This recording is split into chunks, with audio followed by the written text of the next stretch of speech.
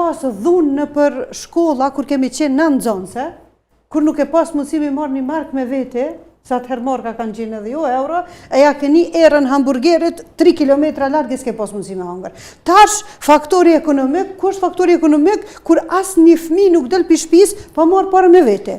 Do me thonë tash, në praktikë është diçka tjetër, po nënën tjetër në jetën e përditshme, na si prind, po i vrejmë, do me thonë, disa çështje që nuk po hulumtohen, edhe nuk është e pa mundur me u bo, po shihet që po ngarkohen fëmit, ndryshoje për sistemin.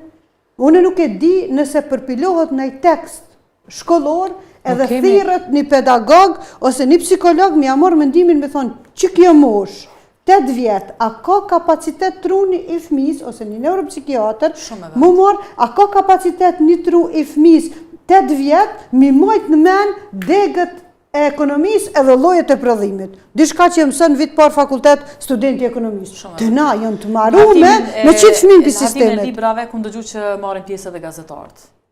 Ku ndëgju që marrin pjesë edhe gazetarët. Nëse kishin edukim medial, okej në rregull. Është dashur me marr pjesë psikolog gjithsesi, pedagog gjithsesi.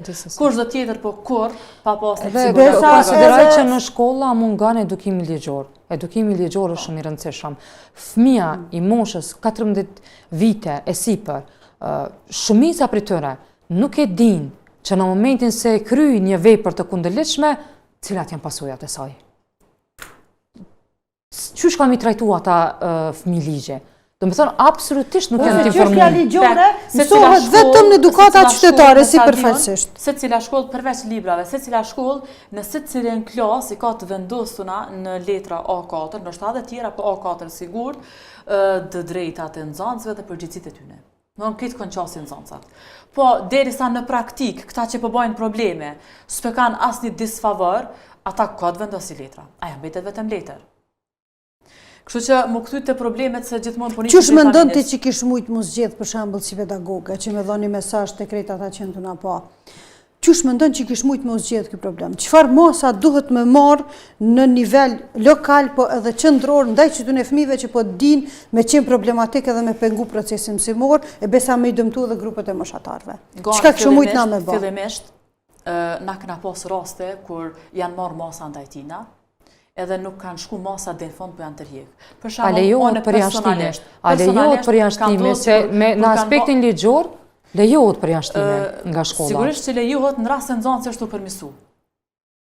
A e kupton? Nëse është të përmisu, s'po shfaqet një atë sjellje agresive ose diçka tjetër, lejohet. Përjashtimi nxënësit nga shkolla. Përjashtimi nuk lejohet. E ka obligim me kry klasën prej të parës ditë natën e ki obligim me përfundu. Vetëm merë masa që largohet deri në parë 3 ditë, nëse ban prap një vepër tjetër. Ai shpërblehet realisht, kjo është problem, nuk ka ndeshkim.